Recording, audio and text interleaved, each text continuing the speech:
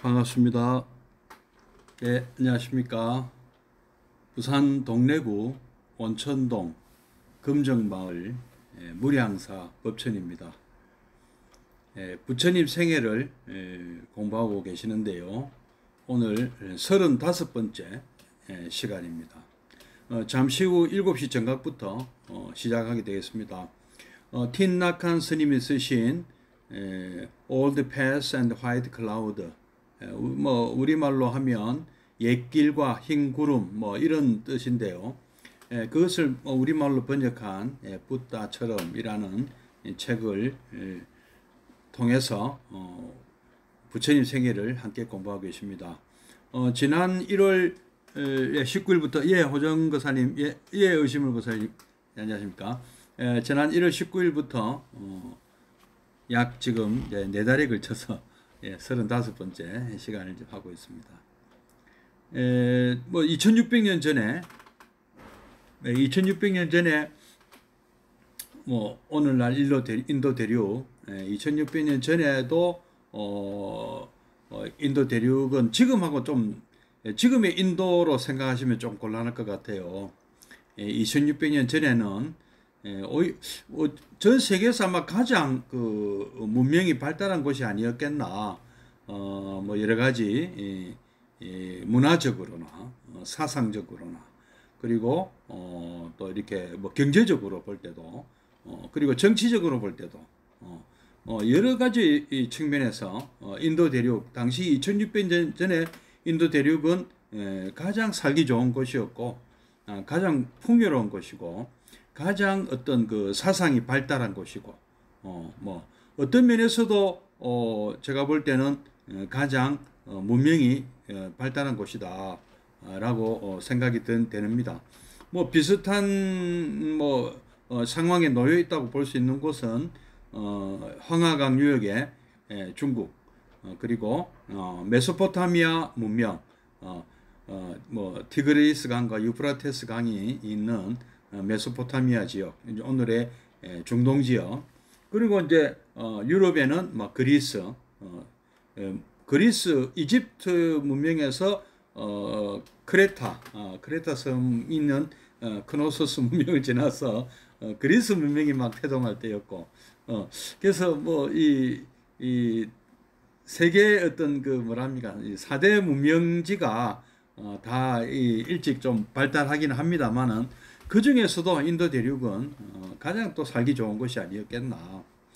그럼에도 불구하고 그 소위 말하는 그 일반 사람들의 생활상은 여전히 힘들고 좀 고단하고 그런 실정이었습니다.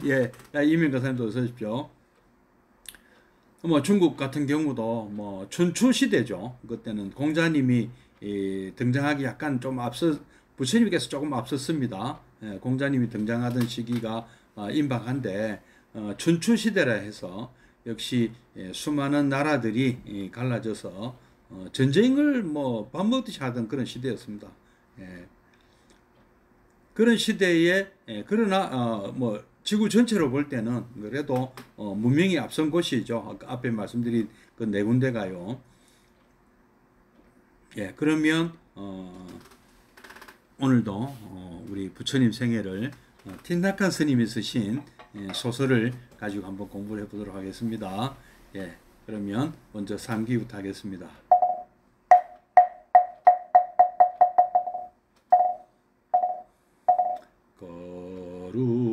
거룩한 부처님께 귀합니다. 거룩한 가르침에 귀합니다. 거룩한 스님들께 귀합니다.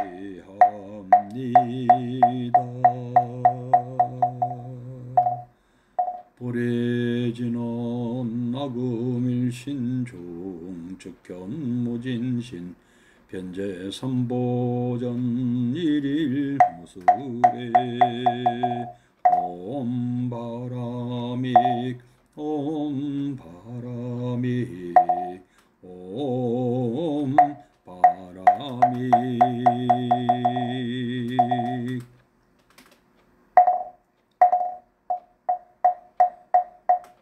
정구 없지는 수리수리 마수리 수수리 사바 수리수리 마수리 수수리 사바 수리수리 마수리 수수리 사바 오방내외 아니 죄신지는 나무사만다 못다남 옴도로도로 지미사바 나무사만다 못다남 옴도로도로 지미사바 사만다 못다 옴도로도로 지미 개경계 무상심심미묘법 백천만금난조 하금문견득서지 오래요래진실이 개법장지는 옴 아라나 마라다 옴 아라나 마라다 옴 아라남 아라다.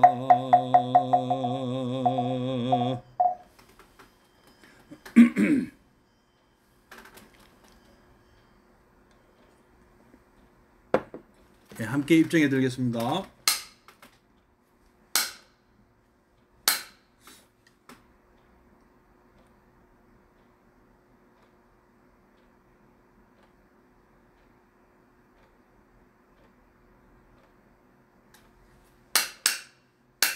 네, 입정 바로.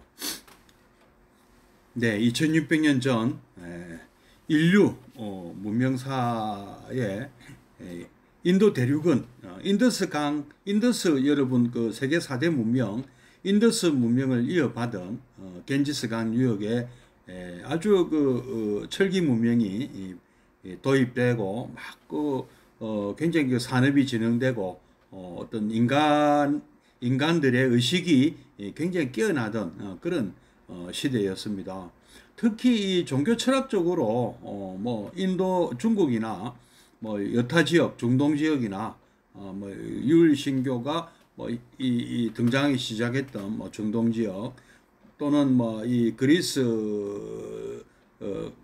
문명 뭐 이 이집트 문명을 이어받은 그리스 문명 뭐 딱 그 뭐 비슷한 시기라 해도 단연 그 수준은 우리 인도 대륙이 훨씬 더 수준이 높았습니다. 거의 그 현대 유럽 근대에서 현대까지 이어지는 유럽의 모든 그 철학이나 뭐 이런 것들은 다 그때 당시에 다 등장했었고요. 그때 당시에 이미 등장해서 아주 치열한 그런 농쟁을 벌일 때였습니다. 뭐 중국도 뭐 제자백가라고 하지만은 그 수준을 비교하면은 뭐 인도하고 중국하고는 비교 수준이 안 됩니다. 그야말로 뭐 대학 수준하고 초등학교 수준밖에. 물론 뭐 중국 그렇다 해서 중국을 우리가 얕보는 건 아닙니다. 중국의 문화 역시 뭐 인도 못지 않다 해도 뭐 과언은 아닙니다. 사실은 과언이 아니지만 그 깊이 있는 그런 어떤 철학적인 이런 문제를 놓고 볼 때는 역시 인도가 좀 깊이가 있다 하는 생각을 하지 않을 수가 없습니다. 예. 물론 뭐 제가 이 불교를 추종하다 보니까 불자이다 보니까 그렇게 생각하는지는 모르겠습니다만은 제가 생각할 때는 정말 그 다른 뭐 그리스 문명이 됐던 뭐 유프라테스 강 유역에 발행했다는 뭐 그 정도 가지고는 뭐 잽도 안 되고 중국이 조금 그보다는 조금 나아 보입니다만은 역시 그만 못하다. 인도만 못하다. 물론 그 뭐 유럽 쪽에서 볼 때는 그리스의 그 헬라이즘과 또 이제 중동 지역에서 발원이 되었던 헤브라이즘 이 두 사상이 뭐 이 중세 그 고대와 중세 그리고 근대에 이르기가 지금 현대까지도 그 영향권이 있겠네요. 유럽 문명은 뭐 여기서 비롯되었다고 하는데요. 뭐 그 뿌리나 영향력은 인도의 영향도 많이 받았거든요.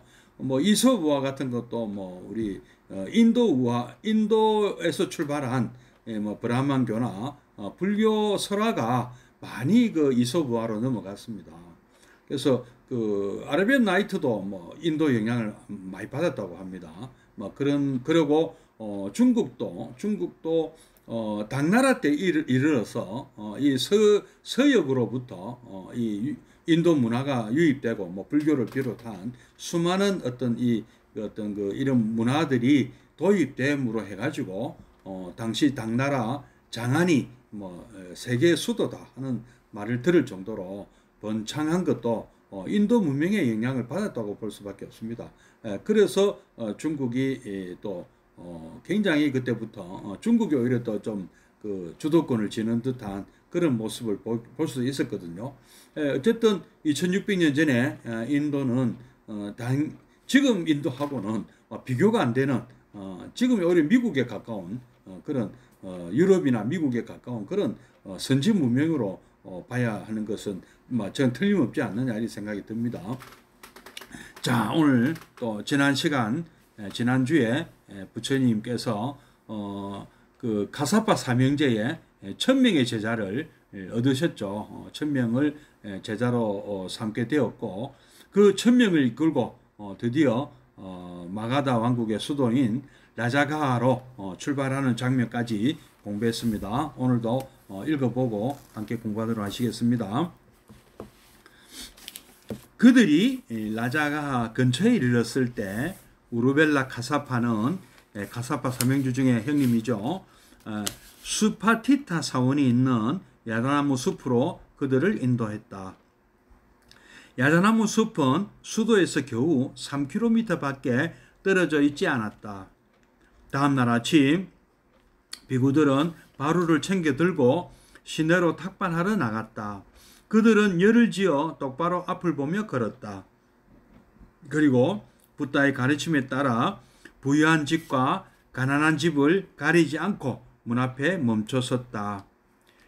지난번에 부유한 집과 가난한 집 한번 말씀을 드린 적이 있습니다. 뭐 복습하는 겸해서 말씀드리면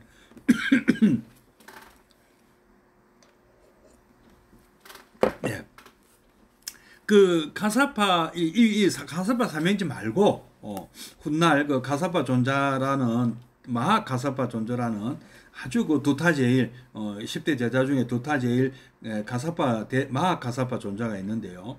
이분은 좀 가난한 집만 이렇게 탁발하러 다녔답니다. 그래서 이제 왜 우리 대사문께서는 가난한 집만 가십니까 하고 그 동료 스님들이 이렇게 물어보니까 그 가난한 집 사람 제가 거꾸로 말씀드렸네. 이게 맞습 가난한 집에 다니는데 가난한 집 사람들이 이제 말하자면은 복을 못 받아서 복을 지을 기회를 줘야 된다. 그래서 자기는 가난한 집만 다닌다.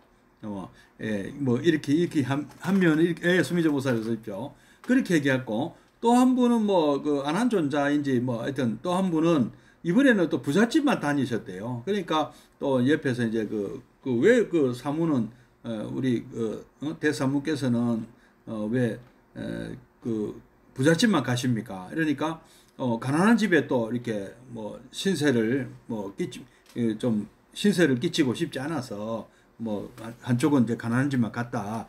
수보리 존자입니까? 야, 요새 인명거사님 공부 많이 하시네요. 예, 수보리 존자가 그러셨죠.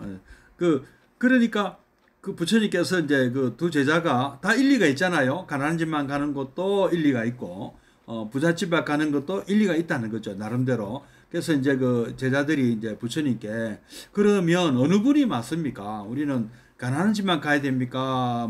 부잣집만 가야 됩니까? 하고 부처님께 여쭈니까 그런 어떤 그런 가난한 집, 부잣집 이런 거 따지지 말고 인연 닿는 대로 순차적으로 7집을 가라 이렇게 가르치셨다고 합니다. 뭐 두 분 다 나름대로 그 의도는 참 훌륭했습니다만은 어쨌든 그것도 분별심이 또 되겠죠. 그렇게 이렇다 저렇다 하는 어떤 그런 것을 갖지 말라는 뜻으로 부처님께서는 그러셨던 것 같습니다. 여기서도 이제 그런 내용이 나오네요. 붓다의 가르침에 따라 부유한 집과 가난한 집을 가리지 않고 문 밖에 멈춰섰다. 그러다가 시간이 지나도 아무도 나타나지 않으면 그들은 다음 집으로 이동했다. 조용히 공양을 기다리는 동안에도 그들은 호흡을 정돈하는 것을 잊지 않았다. 그리고 공양을 받았을 때는 감사하는 마음으로 절을 했다. 그들은 제공받은 음식의 좋고 나쁨을 가리지 않았다. 때때로 속인들은 음식을 공양하며 비구들에게 불법에 대해 몇 가지 질문을 했고 비구들은 최대한 친절하게 답해 주었다. 아울러 비구들은 자신들이 부다의 제자임을 알리고 4가지의 성스러운 진리와 속인들을 위한 5가지 계율과 팔정도에 대해서도 이야기해 주었다. 예, 이런 그 부처님을 비롯해서 부처님의 제자들이 이런 하루에 7지씩 방문한다. 그러면 1000명이니까 몇 군데를 방문하게 되었습니까? 뭐 7천 각자 따로따로 간다면 뭐 중복이 안 된다면 약 7,000집을 갈 수 있는 것이죠. 뭐 이 라자가 정도 되니까 이게 가능하지 않겠습니까? 큰 대도시니까 그게 가능했고, 그다음에 이제 250명의 제자까지 추가가 되면 뭐 약 10,000명에 해당되는 그런 집을 갈 수가 있는 것이죠. 그래서 이게 그 무차만발 공양이다 하는 게 여기서 비롯됐다는 설도 있습니다. 그래서 하루에 10,000집씩 다니면 우리 스님들이 참 이 이상의 어떤 포교나 전도 활동은 아마 없을 것 같아요. 가면 또 그 집안의 또 곤란한 문제를 의논할 수도 있는 것이고, 또 그 집안의 또 어떤 그 곤란한 문제를 또 볼 수도 있으면 또 충고도 할 수 있을 것이고, 우리 이 나라 옛날 그 설화에 보면 이런 스님들이 참 그 우리 민간 설화에 참 많이 등장하시지 않습니까? 탁발하러 왔다가 어떤 그런 에피소드가 있고, 그래서 여기 나중에 큰 물난리가 나니까 이 집에 살지 말고 또 더 높은 곳으로 이사 가라라든지, 이런 아주 뭐랍니까, 이런 어떤 좋은 어떤 그 충고의 말씀도 덕담도 많이 주시고 이렇게 했던 그런 그런 민간 설화 또는 불교 설화가 굉장히 많거든요. 그런 설화들이. 그러니까 이런 거 보면 우리가 왜 그 탁발을 지금은 못하게 되어 있는데요. 참 물론 못하게 한 그런 이유도 있겠습니다. 이 좀 뭐랄까 조금 좀 수준이 떨어지는, 아니면 또 약간 가짜 사이비 이런 승려들의 탁발이 우려되어서 그런지는 몰라도, 이런 이 집집마다 다니는 지금 목사님들 신방하듯이 우리는 사실은 탁발도 먹고 사는 문제도 물론 해결하는 게 굉장히 중요했겠지만, 부처님께서 이렇게 손수 직접 탁발 다니신 까닭은 저는 먹는 문제보다 물론 그것도 중요하다고 할 수 있겠습니다만은, 그보다도 더 보다 많은 사람을 만나서 어떤 이 부처님 가르침, 우리가 그야말로 전법 또는 포교, 전도, 무슨 얘기를 하든 좋습니다. 어쨌든 이런 많은 사람을 만남으로 해서 그런 기회를 많이 창출하는 것이 진정한 목적이 아니겠나 하는 생각을 하게 됩니다. 예, 그 다음 또 계속 읽어보겠습니다. 여기도 글이 나오지 않습니까? 자신들이 부다의 제자임을 알리고, 그 불법에 대한 질문을 했고, 친절하게 이런 데 대해서 5가지 5개나, 이런 데 대해서, 자세하게 팔정도에 대해서도 자세하게 얘기해 주었다. 예, 얼마나 참 좋습니까? 간단하게 주고받는 문답 속에서도 그분들의 또, 문답만 주고, 문답도 중요하지만, 깊은 교리를 또 팔정도까지는 아닌 것 같아요. 그냥 3개, 5개 정도는 얘기했겠죠. 그리고 그보다도 그냥 그 스님의 어떤 거동, 행동 그지, 아주 뭐랍니까, 맑은 맑은 안색과 그다음에 행동, 위가 아주 넘치는, 당당하면서도 아주 겸손한, 나중에 뒤에 이제 보면 아사지 존자 얘기도 나옵니다만은, 이런 모습을 보여줌으로 해서 그런 행동 거지를 보고 아 저분들은 뭔가 다른 분들이다. 아주 그 멋진 그 어떤 행주자와 어묵동정이다. 일거수일투족이 정말 멋있다. 이런 평가를 받는 것이 그게 그러니까 우리 스님들은 뭐 그 다른 쪽의 뭐 종교의 지도자들하고 좀 다르지 않습니까? 먼저 헤어스타일부터 뭐 이 옷 입고 다니는 것부터 눈에 띄거든요. 그래서 그 움직이는 광고탑이에요. 알고 보면 스님들의 어떤 그 행동 거지가 바로 우리가 이 포교 활동이고 또 그 자체 그런 어떤 그것이 또 수행의 어떤 그런 말하자면 드러난 모습이 된다. 수행자의 면모가 위라 그러죠. 위가 아주 드러나게 되는 것이 아니겠는가 이렇게 생각해 봅니다. 비구들은 언제나 부다의 설법을 듣기 전에 조용히 식사를 마치기 위해 정오까지 야자나무 숲으로 돌아왔다. 정오라는 것은 태양이 남중하는 시간을 얘기합니다. 태양이 남중하고 나면은 공양을 들지 못하는 것이 원칙입니다.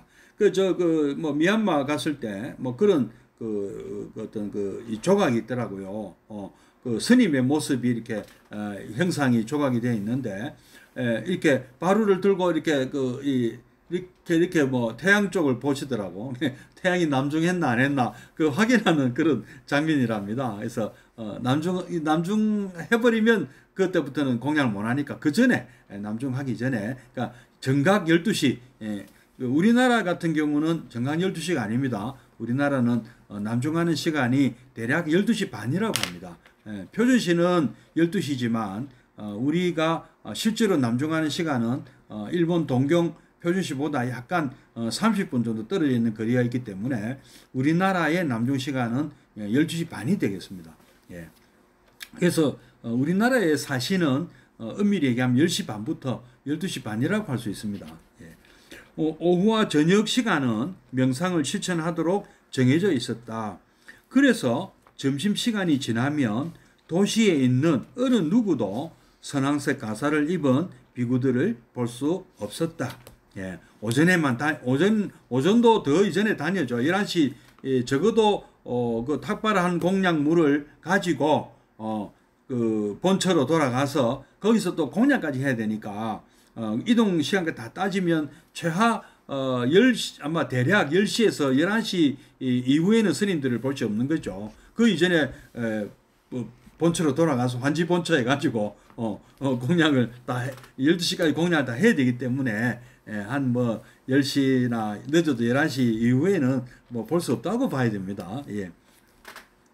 그래서 2주일쯤 지났을 때 그 도시의 주민들 중 대부분은 부다의 상가에 대해 인식하게 되었다. 뭐 약 1000명이나 되는 분들이 매일 아침 뭐 탁발을 다녔으니 모를 리가 있겠습니까? 서늘한 오후에 많은 속인들은 부다의 설법을 듣기 위해 야자나무 숲으로 찾아들었다. 부다가 방문할 기회를 갖기 전에 빈비사라 왕도 이미 부다의 출현을 듣고 있었다. 이 새로운 성자가 지난날 자신이 산에서 만났던 바로 그 젊은 수도자임을 확신한 그는 마차를 타고 야자나무 숲으로 갔다. 100명 이상의 존경받는 브라만들과 지식인들을 동행시켰기 때문에 그의 마차 뒤로 많은 수의 다른 마차들이 꼬리를 물고 이어졌다. 그들이 숲의 경계 지역에 도착했을 때 왕은 자신의 마차에서 내려섰고 뒤를 이어 왕비와 왕자인 아자타사투가 내렸다.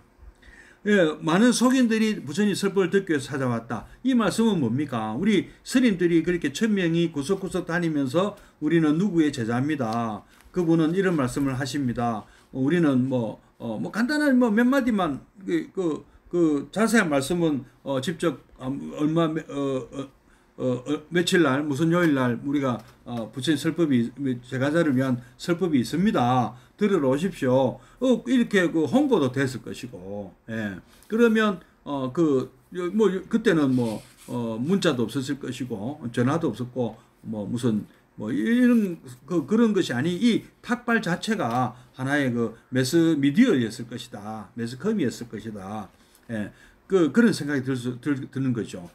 그래서 그 도심에 있는 분들이 스님들은 도심으로 탑발하러 왔다 가는 시간이 약 1시간 걸렸다면 제가 불자들은 거꾸로 그 점심 공양하고 뭐 스님들 저 공양 끝날 때쯤 뭐 대략 그 공양 마치고 조금 쉬었다가 한 1시나 2시쯤 시작이 안 됐겠습니까? 그러면 그 시간에 맞춰서 아니면 조금 더 늦춰서 조금 너무 뜨거울 때는 피해서 뭐 조금 오후 늦게라도 이렇게 법회 시간이 정해져 있어서 그 시간에 맞춰서 부처님 법문 들으러 또 30분 걸려 갔다가 뭐 한 시간 내지 2시간 정도 듣고 또 집으로 돌아와서 뭐 저녁 공연을 한다든지 저녁 공연 하는지는 그건 잘 모르겠습니다. 하여튼 뭐 또 해가 지기 전에 복귀를 안 했겠나 이런 생각이 듭니다.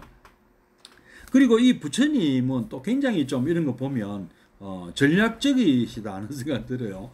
이 포교 전략이다 이거 다. 그 아까 탁발하는 것도 그렇고 또 이 왜 1000명의 제자를 굳이 참 이렇게 좀 약간 뭐 굉장히 적극적으로 약간 무리 그 뒤에 보면 이렇게까지 안 하시거든요. 그 뒤에 보면 그 뒤에는 막 적극적으로 제자를 만들려고 막 이렇게 그 막 적극적으로 하진 않으신 것 같아요. 근데 한 방에 한 방에 1000명의 제자를 굳이 이렇게 확보하실 이유가 무엇이었을까? 그건 목적이 있었어요. 제가 볼 때는 바로 빈비사랑 왕을 만나기 위해서가 아니겠는가?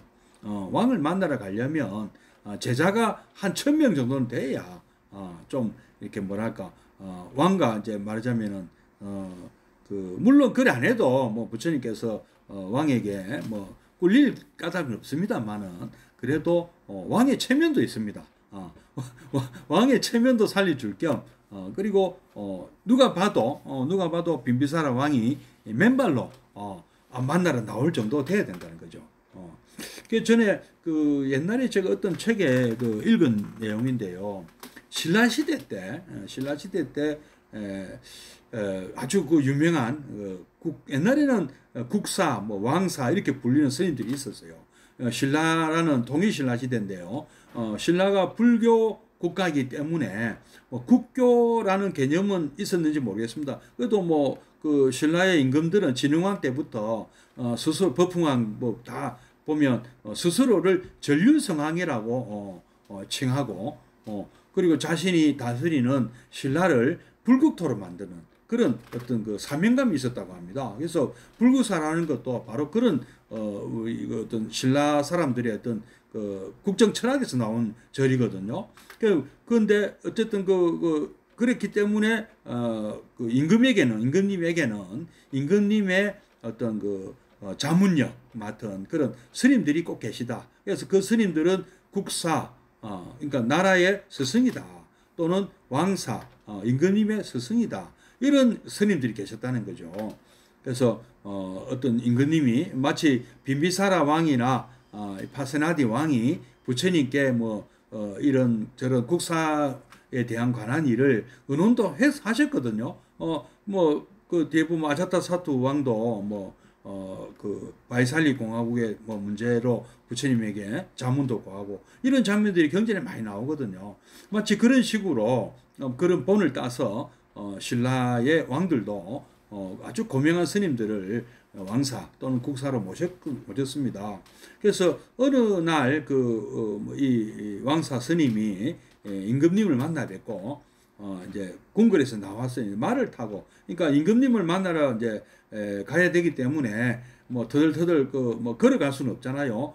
지금으로 치면 뭐 외제차 타고 멋진 세단을 한 대 타고 이제 간 거나 다름없습니다. 뭐 택시 타고 갈 수도 없고 버스 타고 갈 수 없고 대통령 만나러 가면서 뭐 택시 타고 지하철 타고 이렇게 갈 수는 없잖아요. 그래서 멋진 자가용 타고 간 거나 비슷하겠습니다. 그래서 말을 탁 타고 갔다가 이제 만나고 임금님을 만나고 또 말을 타고 이제 자기가 있는 절로 돌아가고 있는 중이었는데 이렇게 말을 타고 이렇게 시내를 이렇게 가고 있는데 옆에 지나가는 걸승이 있었습니다. 걸승이 있었다고 합니다. 그런데 걸승의 바랑에 뭔가 이 삐죽이 나온 것이 보였는데 그게 뭐 참 뭐라 합니까 좀 좀 이 말하기 쑥스러운 그런 그 삶은 대다리 이 보였던 거예요. 그래서 이 스님 봐라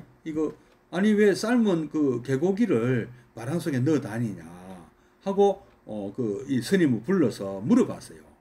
스님 그 바람 속에 그게 뭡니까? 그래도 되는 겁니까? 하니까 이제 그 걸승이 아주 그 행색은 초라하는 그 스님이 이 왕사 스님쯤 되니까 뭐 왕사 스님 눈에는 다 자기보다 다 쫄병 스님이죠. 뭐 해서 이제 꾸짖은 거죠. 왜 스님이 그런 식으로 왜그 다니냐. 그러니까 그 걸승이 혼잣말로 웅얼웅얼 했는데 그 말이 뭐냐. 나는 죽은 고기를 갖고 다니는데 니는 지는 산고기를 끼고 다니면서 누구한테 큰 소리야 이렇게 이런 내용이 그래서 스님 깜짝 놀라면서 뭐 한대 이제 한방 그 충격을 맞은 거죠. 그래서 얼른 말에서 내려서 이 스님은 그 사과를 했습니다. 참회를 했어요.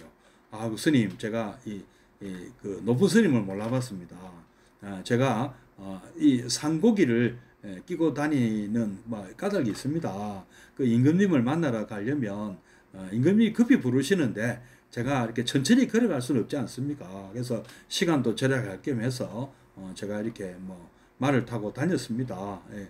저는 그런 신분, 그런 이제 왕사의 역할을 잘하기 위해서 바쁜 임금님을 만나러 가는데 내가 뭐 걸어갈 수도 없고 급히 부르는데 급히 가야 되니까 그렇게 말을 저는 이용했습니다. 이렇게 좀 이렇게 해명을 하다시피 쩔쩔매면서 그런 게 아니고요. 그러니까 이렇게 하셨다고 합니다. 그러니까 이 설화는 그 왕사 스님으로 해서 두 분이 다 거룩한 스님이 되셨습니다. 그렇죠? 그렇지 않나요? 그 걸승도 아주 그 훌륭한 스님이 되신 거고 또 그렇게 또 자기를 또 금방 자기의 잘못을 뉘우치고 참여하는 이분도 참 훌륭하신 스님이다. 아니면 그 걸승이 진짜로 그예서 있죠. 예령보살이죠. 그 걸승이 진짜로 좀 뭐랄까 좀 그 나쁜 사람일 수도 있지 않습니까? 정말로 뭐 그 개고기 뒷다리를 바람 속에 넣고 다닐 수도 있는데 이 왕사 스님이 아주 겸손하게 자기의 잘못을 인정하고 또 참회하고 그렇게 함으로 해서 두 분이 다 훌륭하시다 하는 말씀을 듣지 않습니까? 그래서 아까 이제 근데 뭐 그 이런 설화도 있는데요. 이제 그 왕사 스님이라면 우리가 뭐 말을 타고 다녀야 되는 그런 사정이 우리가 인정을 할 수밖에 없다는 것이죠. 제가 생각할 때는. 그래서 혹시 뭐 우리 옛날에 한 번 또 그런 분이 계시더라고요. 뭐 꼭 댓글에다가 왜 이 스님들이 중들이 왜 외제 고급 승용차를 타느냐 하고 막 꾸짖는 분이 계셨어요. 그래서 제 생각은 뭐 우리 지금 이 뭐 대통령쯤 되는 대통령은 지금 우리가 이제 종교가 달라서 우리 스님들 불러서 자문을 구하는지 모르겠습니다만은 혹시라도 그런 뭐 대통령이나 대통령이 준하는 그런 아주 그 비중이 높은 우리 제가 불자를 만나러 갈 때는 또 그런 또 위의를 갖추는 것도 뭐 제가 굳이 좀 그거지만은 아까 그 왕사 스님처럼 해명일까 변명일까요? 그럴 수도 있지 않겠느냐 하고 또 우리가 이해를 하자고 하면 이해 못할 게 사실 없습니다. 오해를 하자고 그러면 또 오해가 안 되는 게 하나도 없고요. 우리 세상에 보면 다 이해할 수가 있는 거예요. 그럴 만한 사정이 있겠지. 예. 그리고 또 뭐 제가 종종 또 듣는 또 말씀 중에 하나는 우리 비구니 스님들이 뭐 지하철이나 이 소위 말하는 그 대중교통을 좀 이용하기를 꺼린다는 말씀을 좀 들었습니다. 왜냐하면은 좀 이렇게 뭐랄까 좀 이렇게 술을 자신다든지 뭐 우리 거사님들이 보면 뭐 고기를 많이 먹고 이 또 마늘 냄새를 풍기고 뭐 이런 것이 이 산사에서 아주 이게 고상하게 채식만 하시는 오신채를 안 드시고 또 채식만 하시는 우리 또 비구니 스님들이나 또 우리 이 선쟁 수행하시는 이런 스님들한테는 좀 역겨운 냄새가 사실 날 수가 있거든요.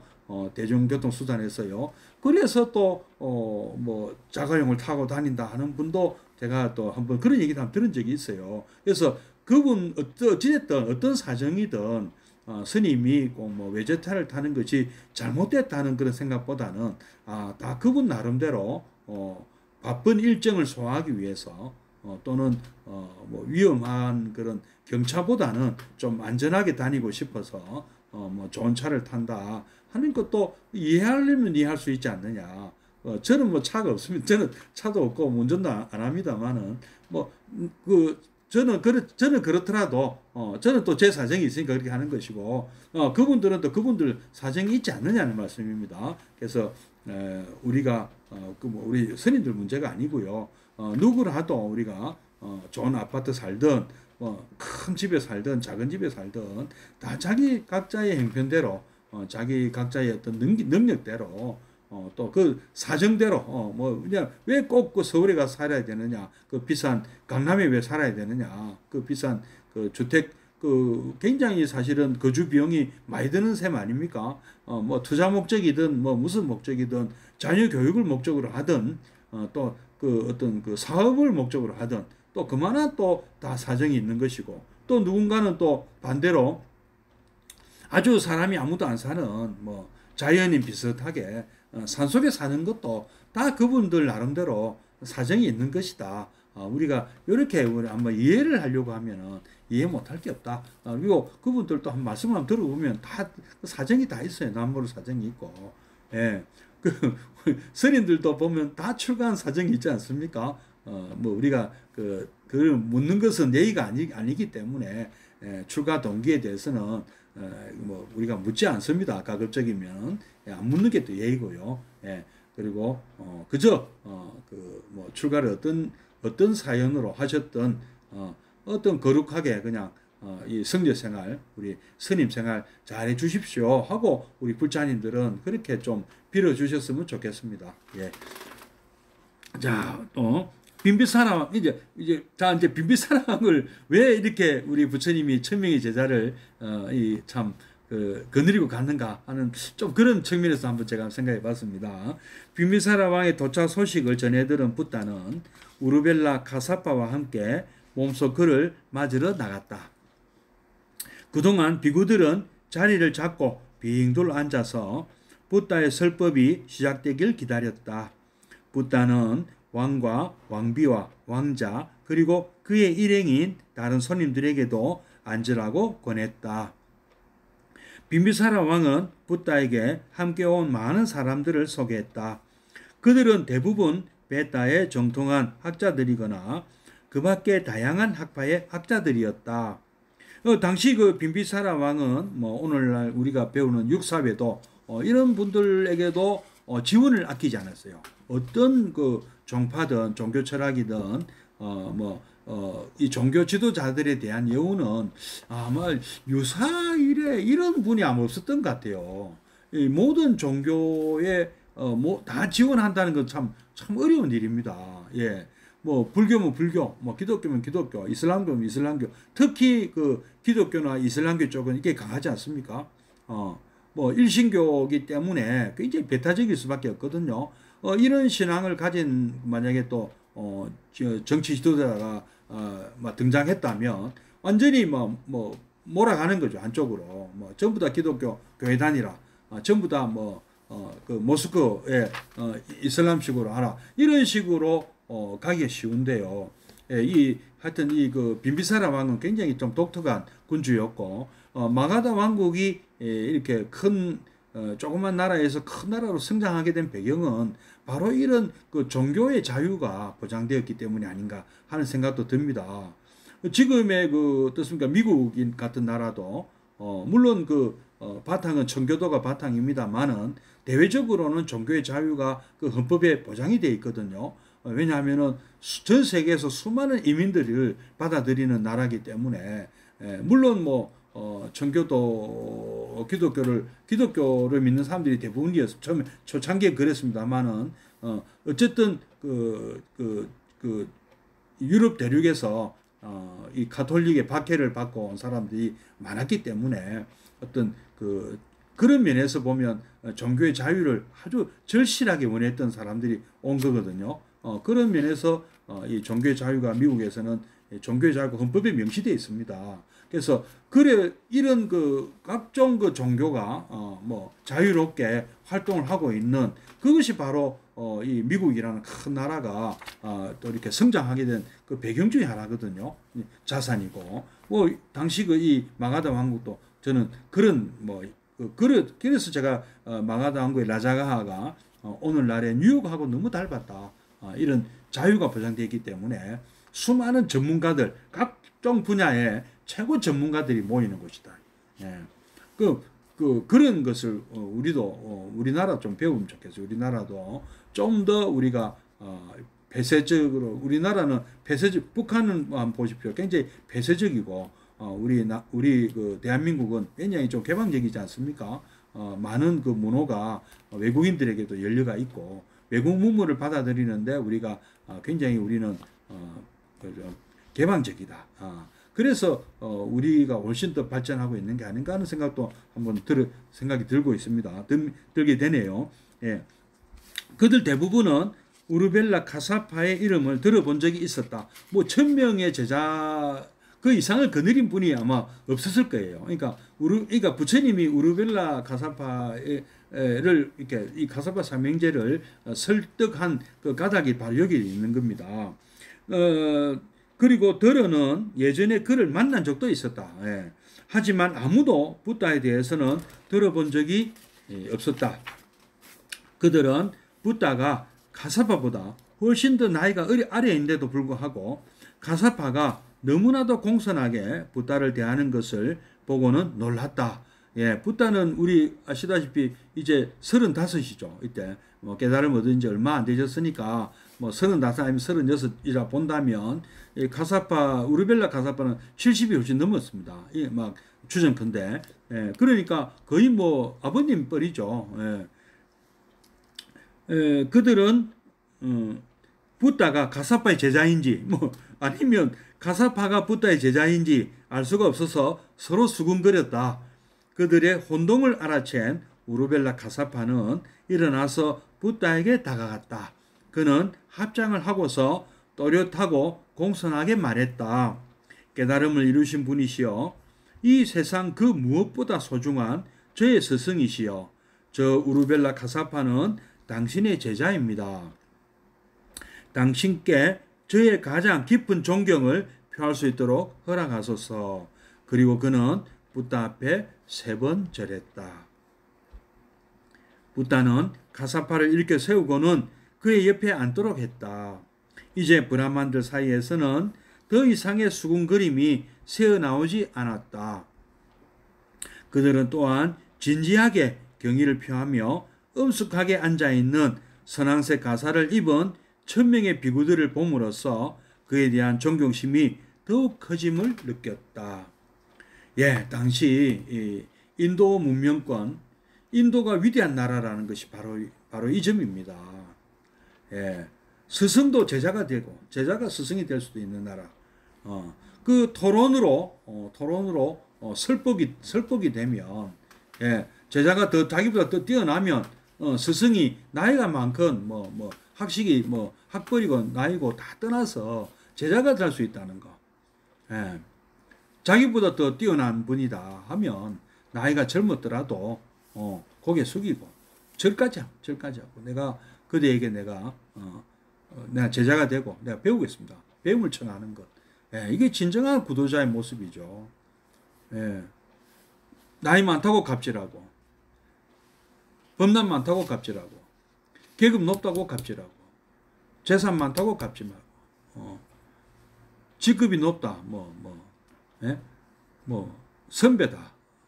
우리는 무엇이든 나보다 조금만 못해도 갑질하려고 한다. 예. 무시하려고 그러고요. 이게 보통 사람입니다. 예. 가장 참 뭐랄까 참 유치한 거죠. 유치하고 천박한 생각이죠. 예. 그 반대로 우리 나보다 나이가 한 살이라도 많거나 나보다 법납이 1년이라도 많거나 나보다 뭔가 훌륭한 점이 보인다. 무엇이라도 나이가 나보다 어려도 나보다 법납이 많다. 또 반대로 나보다 법납이 나이는 어려도 법납이 많다거나 반대로 또 법납은 적어도 또 나이가 많다거나 무엇이든 나보다 훌륭한 점이 나보다 나은 점이 단 한 가지라도 있다면 그분을 존경할 수 있어야 돼요. 아니 하나도 없어도 존경할 수 있어야 됩니다. 그것이 예경재불이에요. 나보다 잘난 게 하나도 없는 사람에게 그분에게 부처님으로 대한다는 거죠. 무슨 시작은 뭐 나보다 뭔가 장점이 있다는 그것만 보고 그분을 부처님을 보는 것부터 시작해도 괜찮습니다. 네. 모든 것이 나보다 못해도 나보다 나이가 많다는 거 하나만 갖고도 그분을 존경한다든지 모든 것이 나보다 못하지만 나보다 법납이 좀 빠르다. 담은 1년이라도 빨라. 그분 존경한다. 하여튼 이렇게 이런 우리 부처님들 이렇게 마음 먹었으면 좋겠어요. 근데 나보다 다 나보다 잘났는데 내보다 하나 못한 거 갖고 갑질한다. 참 그것처럼 바보 같은 게 어디 있겠습니까? 예. 그리고 뭐든지 다 평등합니다. 예. 나이 요새 좀 나이 자랑하시는 분은 없지 않습니까? 나이 어디 가서 나이 자랑하면은 이제 법납 자랑도 마찬가지예요. 예. 자기가 공부 부족한 것을 내가 공부가 부족하다, 수행이 부족하다. 이것을 항상 자기를 돌아봐야 돼요. 남이 나보다 못하면 무시하고 나보다 잘나면 시기 질투하고 언제까지 이렇게 사시겠습니까? 나보다 잘났으면 따라 배우고요. 나보다 못났으면 잘 지도를 해줘야지요. 우리 같이 성장하자. 야, 이게 잘 모르시는 것 같은데 이게 이런 겁니다. 가르쳐줘요. 친절하게. 네. 전에 제가 한번 얼핏 그런 얘기를 한번 들은 적이 있어요. 어떤 한 분이 어떤 큰 서울에 있는 큰 절에 어떤 분이 교사님이 한 분 들어오셨어요. 다짜고짜 그분은 그 절에 처음 오신 분인 것 같아요. 왜냐하면은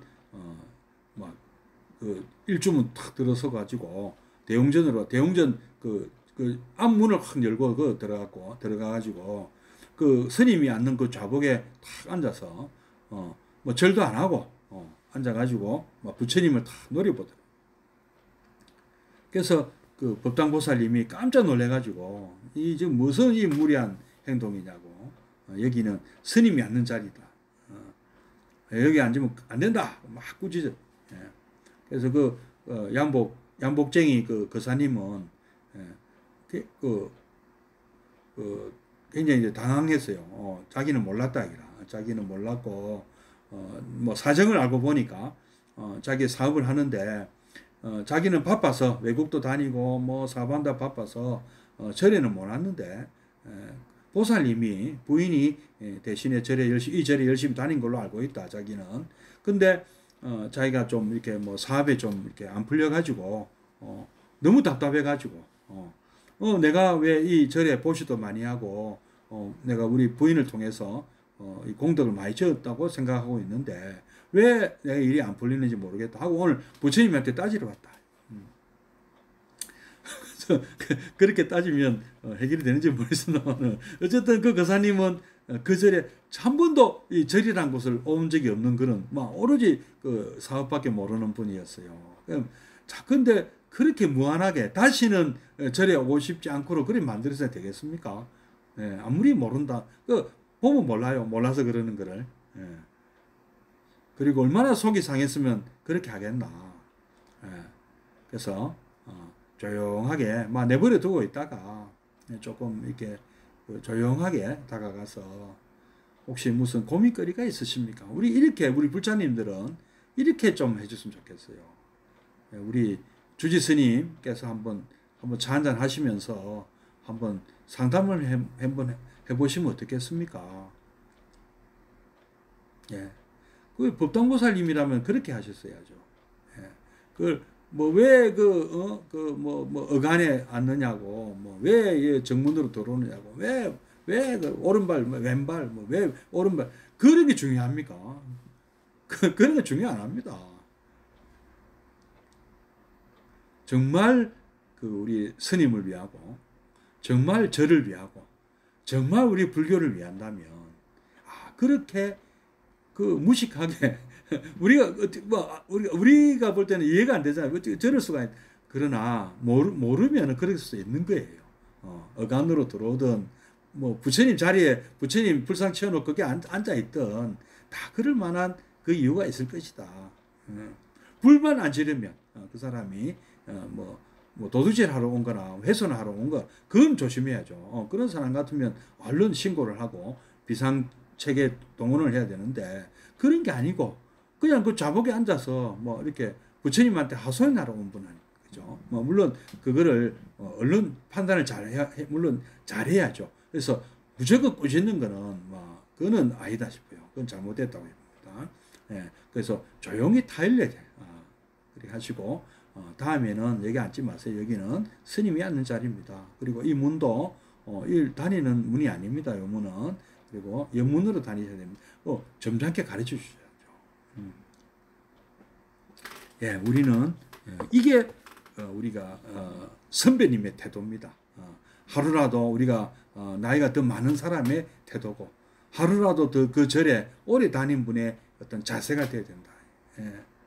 자기보다 못한 사람을 그 절에서 자기가 선배지, 밖에 나가면 그분이 더 훌륭한 분일 수 있잖아요. 그런 분을 우리가 진정한 불자로 또 모시는 방법이잖아요.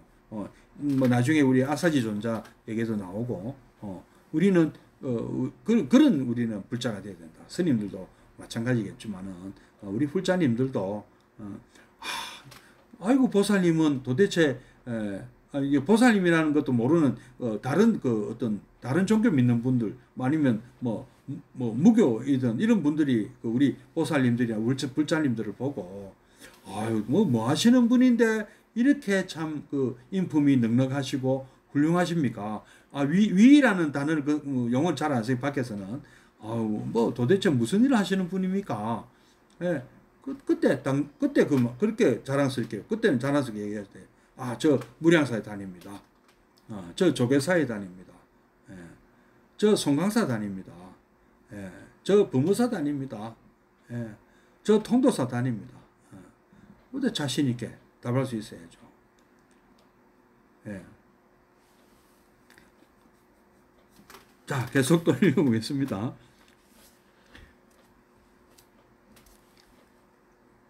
붓다는 깨달음의 길에 대해 설법하기 시작했다. 그는 삼라만상의 변함. 삼라만상은 영원하지 않다. 변한다. 무상이죠. 무상.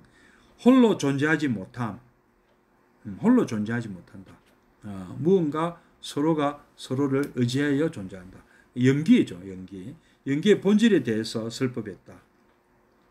그는 깨달음의 길이 인간의 잘못된 관점과 극도의 고통을 극복할 수 있도록 도와준다는 것과 해탈에 이르기 위해 지켜야 할 계율들에 대해 설법했다. 그의 목소리는 커다란 종소리처럼 드넓게 울려 퍼졌다. 그리고 그것은 봄 햇살처럼 따뜻하고 가랑비처럼 부드럽고 파도처럼 위험이 있었다.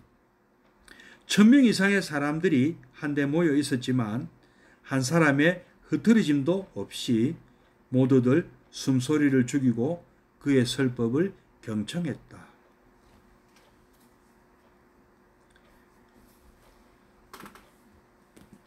예, 수부리 존자도 이런 설법의 장면을 목격하고 부처님에게 귀의를 하게 됩니다. 그런 사례들이 수없이 많이 나오죠. 예. 지난 이 그 일요일 두 번에 걸쳐서 BBS 라디오 일요 특집 부처님의 생애를 방송했습니다. 이 제가 하는 이 이제 우리 그 틴낙간 스님 책을 통한 부처님 생애 이것이 또 소문이 났는지 또 우리 또 방송에 출연해 달라는 위촉을 받고 제가 두 번 방송에 나갔습니다. BBS 라디오 부처님 생애 법천 스님하고 조회하시면 유튜브로 그 조회하시면 볼 수가 있습니다. 예. 조금 뭐 제가 좀 잘 못 낸 것 같은데요. 편집을 참 잘하시는 것 같더라고요. 편집을 저는 뭐 잘 그 방송 잘 못 했는데 편집을 참 잘하셔가지고 막 그런 대로 들을만 하실 겁니다. 한번 시간 나시면 한번 들어봐 주십시오. 자, 이 부처님의 설법은 지난번에도 말씀드립니다. 1000명 이상의 많은 사람들이 모여 있는데 저 끝에 있는 그 1000명쯤 되면은 그 맨 끝에 있는 사람은 잘 들릴까요? 지금처럼 마이크가 있는 것도 아닌데. 근데 아주 똑똑하게 잘 들렸다. 물론 이렇게 이제 조용하니까 아주 뭐 숨소리 하나 안 들리고 경청을 하고 있으니까 들릴 수 있을 것이다. 그리고 부처님의 이 음성이 우리 목욕탕에서 내는 소리처럼 아주 이렇게 쫙 깔리는 이런 깔리면서 멀리 가는 그런 목소리셨던 것 같아요. 그러면서도 그렇기 때문에 또 바로 앞에 앉아 있는 사람은 큰 소리로 막 이렇게 내어 지르듯이 그렇게 하지 않으시니까 시끄럽지 않아요. 우리가 쫙 그때까지 들리게 하려면 막 가면 지르듯이 해야 되는데 그러면 뭐 들립니까? 뭐 우리 송해 그 사회 보실 때 그러다 아닙니까? 그 어딥니까? 그 내가 일요일 하는 그 전국 노래자랑. 예. 뭐 들리세요? 뭐 계세요? 뭐 하면 예 하고 답하는 그때 막 그 소리를 크게 지르잖아요. 그런 식으로 안 해도 잠잠하게 조용하게 말씀하셔도 앞에 사람 끝에 사람까지 잘 들렸다. 앞에 사람 안 시끄럽고. 예. 어떻게 하면 이 마이크도 없고 방송 시설도 없는데 그게 가능할까요? 예. 정말 부처님은 이런 어떤 그 변제 능력을 갖고 간 정말 이것이 이제 부처님의 능력 중에 하나인데 그런 변설의 능력을 갖고 계셨다. 자, 계속 읽어보겠습니다. 빈비사라 왕의 두 눈은 시간이 지남에 따라 점점 더 빛났다. 벌써 뭐 1000명의 제자를 데리고 왔다. 떠들썩하게 라자가 성에 왔다. 이때 벌써 빈비사라 왕은 반쯤 넘어갔고요. 그때 처음 맞았을 때부터 빈비사라 왕은 우리 그 부처님을 좋아했잖아요.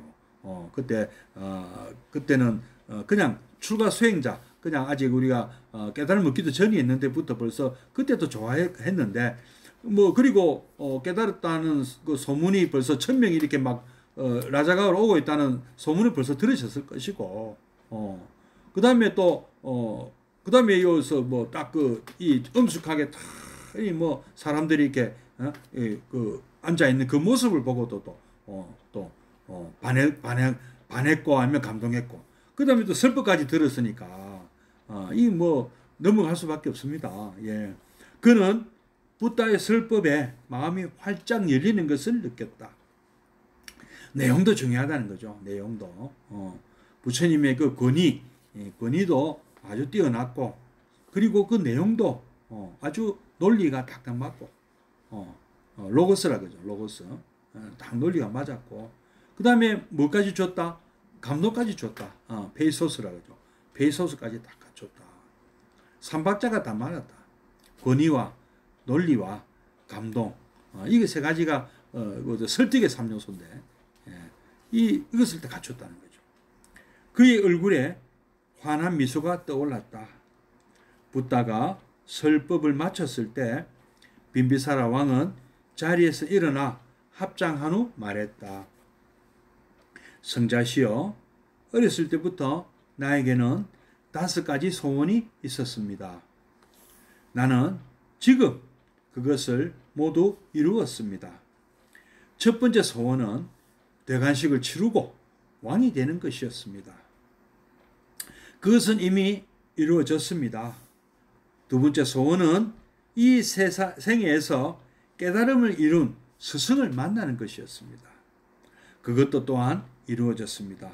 빈비사라 왕이 육사외도를 비롯한 수많은 종교 지도자들을 라자가 성으로 모신 것은 이런 스승을 만나고 싶어서였죠. 그래서 어느 분이 과연 참된 스승인가 해서 막 이렇게 그래 해야 막 뭐 누구든 누가 오든 지원을 해주니까 이 막 사람들이 모이는 것이고 그 중에 한 분이 바로 부처님이셨던 거죠. 세 번째 소원은 그런 스승에게 존경을 표할 기회를 갖는 것이었습니다. 그 소원은 지금 막 이루어졌습니다. 존경한다는 말씀이죠. 네 번째 소원은 그런 스승의 가르침을 받는 것이었습니다. 이제 첫 번째 설법을 듣고 그 가르침을 받았다. 그래서 네 번째 소원 역시 지금 막 이루어졌습니다. 그리고 다섯 번째 소원은 그런 스승의 가르침을 이해하는 것이었습니다. 그 소원도 지금 막 이루어졌습니다.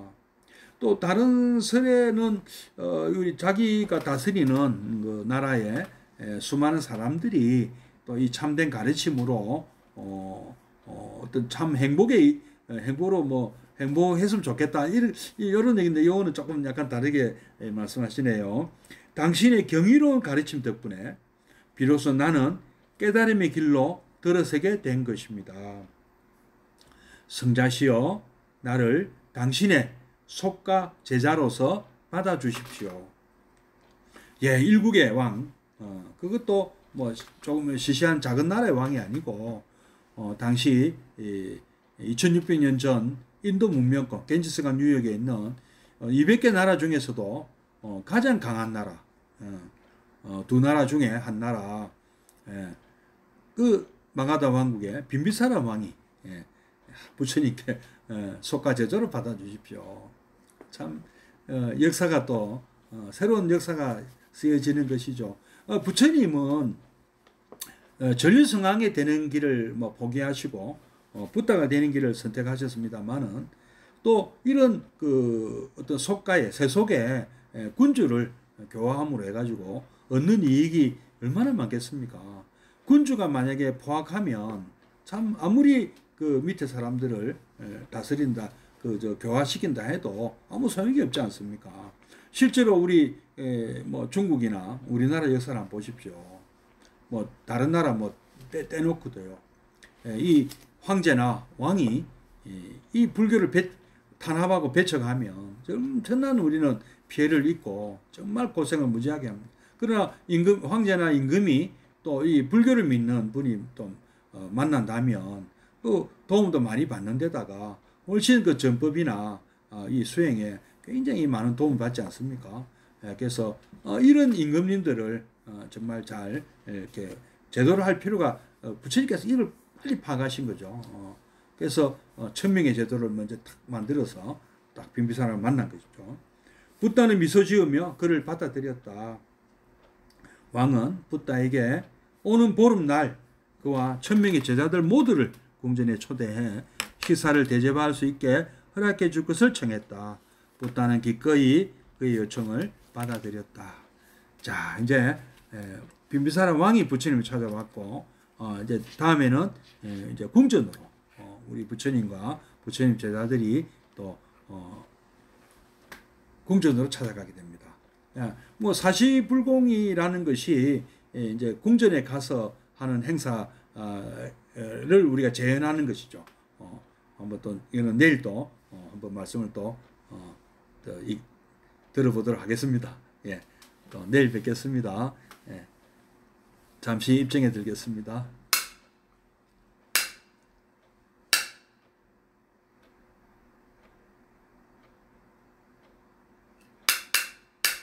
입장 바로 사홍선하고 마치겠습니다.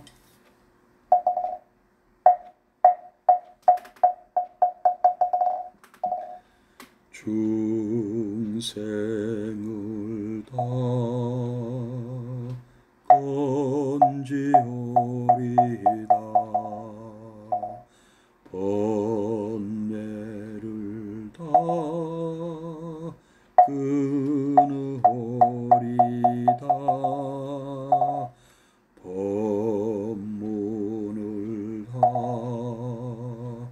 배우리다. 불도를 다 이루리다.